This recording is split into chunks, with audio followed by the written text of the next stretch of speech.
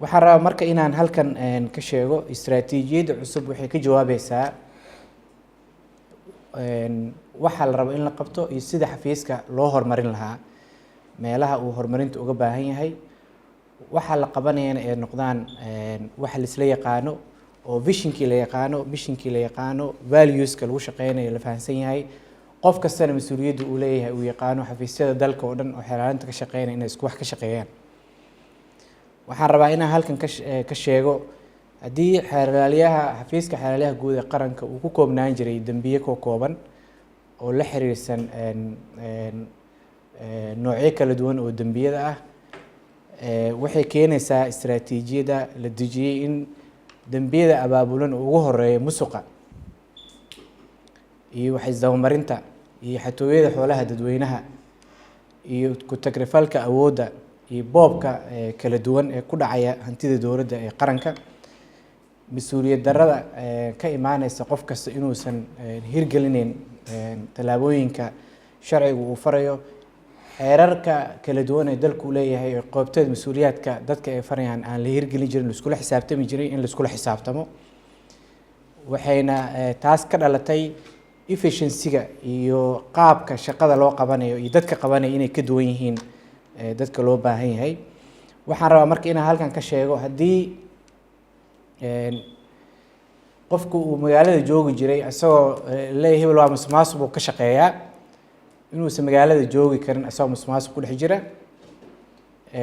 tooliskii lagula diri lahaa iyo wixii lagula diri lahaana ay diyaarsan yihiin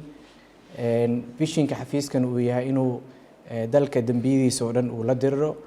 waxaa kaloo rabaa inaan halkan ka sheego musuqmaasuqa lala diriraya hadda focus kuma ah keliya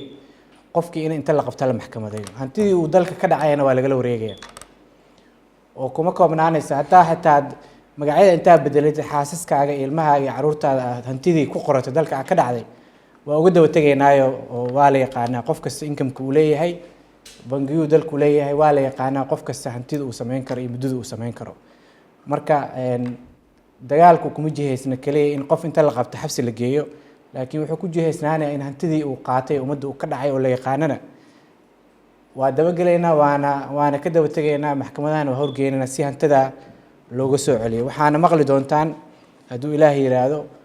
news fiican oo la xiriirsan arrintaas dhowaan ayadoo dad hanti asset recovery wax la yiraahdo oo istiraatiijiyadan hadda aan ka shaqeynayna ku jira in hantida laga celinayo qofka uu dadka uu ka dhacay waxaan marka leeyahay tooliska iyo albaabka iyo shaqada waxaan ku qabsan lahayn oo la xiriirsan dadka inaan hantida ka soo celino dalka laga dhacay oo laga boobay welibana midda gudaha taala maahan midda dibadda taalana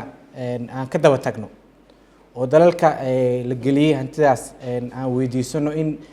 dadka aan dembiga marka la xukumo inaan soo xukuman aan haddana hebel dembigaas u galay lacagtaas sameeyey money laundering buu ku sameeyey waa ka daba tagnay inaan communicationkaasna mutual legal assistance-ga dalka uu leeyahay xafiiska xeeladaha guud inaan inta uga daba tagno aan asset recovery-gaana soo celino marka waxaan rabaa taas inaan halkan uga sheego istiraatiijiyadda not only kuma jihaysna kaliya in qof dambiilaha oo dembi galay inta la qabta la maxkamadeeyo waxa weeye hantida uu boobana waa laga daba tegayaa waxaan rabaa inta ka shaqeynaysa in hantida boobto meelaha hantida geenaysaan ma lehe ama xaaskaaga ku qoro ama islaantaada ku qoro waa ka daba tegaynaa inaa ummadda xooleeda faraha uga qaadid oo aada u daysid baan halkan inta gacanta kula jirana u sheegaynaa inta mas-uuliyadda ay saaran tahay lacagta dalka loo dhiibay inay waardiyeeyaan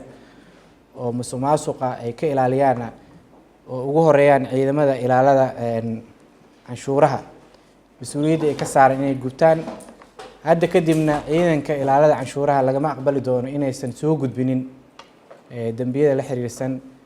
dhaca loo geysanayo dakhliga dalka waxaan bogaadinayaa hawshan wadatashiga ah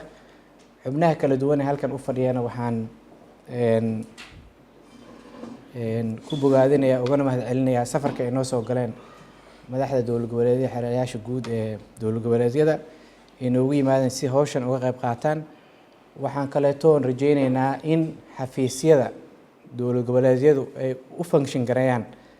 sida xafiiska xeeladaha guud u function gareynayo oo la arko waxa ka socda xafiiska xalaalaha guud ee qaranka oo isbedela oo la xiriirsan in dambiyada abaabulan ee laga shaqeynaya inay ka dhacaan dowlad goboleedyada ayaguna la arka ayagoo la isdaba socdo oo hantidii dowladda la isku xisaabtamayo iyo dambiyada abaabulan oo state ka taabanayo roodkiisa waxa ka socda marka arintaa waxay keenaysaa in dalkeen uu hore u dhaqaaqo markaan ka shaqeynay inay yaraadaan dambiyada la galayo oo rule of law iyo sareynta sharciga xoogga la saaro waxay imaanaysaa natiijada